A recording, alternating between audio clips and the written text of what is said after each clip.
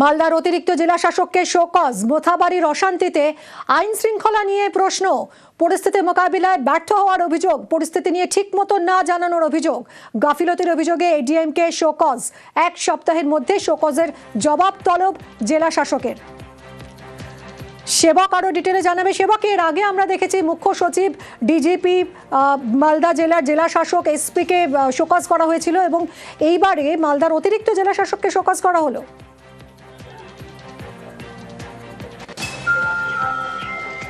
একদমই দেখো, আমরা দেখেছিলাম যে 1 তারিখের যে গোলমাল, সেখানে একাধিক জায়গায় বিক্ষোভকারীদের সঙ্গে কথা বলা, পরিস্থিতি নিয়ন্ত্রণে আনার চেষ্টা করা। মূলত ওই এলাকায় সেই দিন ল অ্যান্ড অর্ডার নিয়ন্ত্রণের এক অন্যতম দায়িত্বে ছিলেন মালদহের অতিরিক্ত জেলা শাসক শেখ আনসার আহমেদ। এবং এই যে এই ঘটনায় এনআইএ সিআইডি যাকে মূলত গ্রেপ্তার করেছে, মোফাক্কেরুল ইসলাম,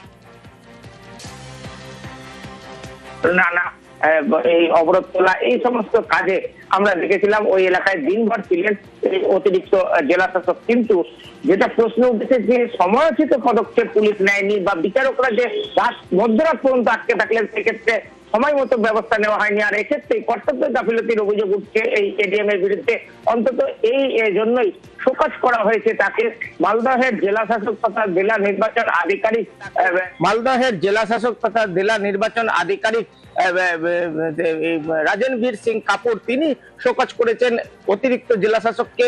বলা হয়েছে যে গ্রাউন্ড রিয়েলিটি কি ছিল সে সম্পর্কে সময় মতো উপরোক্ত কর্তৃপক্ষকে তিনি অবহিত করেননি।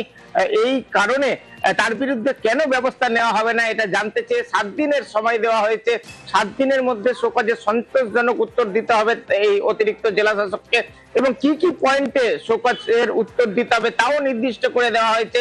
এবং এই রিপোর্ট তা যদি সন্তোষজনক না হয়, সেক্ষেত্রে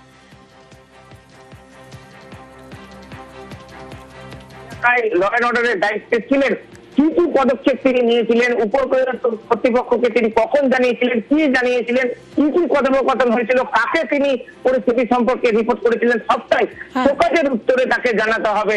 এটা কিন্তু একটা নতুন মাত্রা যোগ করছে, কারণ অতিরিক্ত জেলা শাসকের মধ্যে একজন পদাধিকারী যিনি ওই দিন সরকারি আধিকারিক হিসাবে ওই এলাকায় ছিলেন, তাকে কিন্তু এবার শোকজ করা হলো।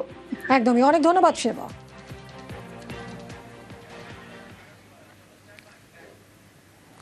মোথাবাড়ির এই অশান্তি নিয়ে বিজেপিকে আক্রমণ মমতা বন্দ্যোপাধ্যায়ের। মিমকে নিয়ে এসে বিজেপির ষড়যন্ত্র বলে তোপ তৃণমূল নেত্রীর। মোথাবাড়ির ঘটনা আমরা কেউ সাপোর্ট করিনি। প্রধানমন্ত্রী, আপনি কোথায় ছিলেন? লজ্জা করে না? মিম নামক একটা সাম্প্রদায়িক শক্তিকে নিয়ে আপনি বিহারে লড়াই করেছিলেন, এখানেও করেছেন। আমরা কোনো অ্যাটাককে সাপোর্ট করি না।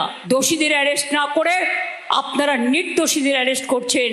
আর যে দোষ করলো তাকে অ্যারেস্ট করতে গিয়ে সুপ্রতিম সরকার, তার 2টো স্প্যাস্টিক ছেলে আছে, তাকে আপনারা তামিলনাড়ুতে পাঠিয়ে দিলেন।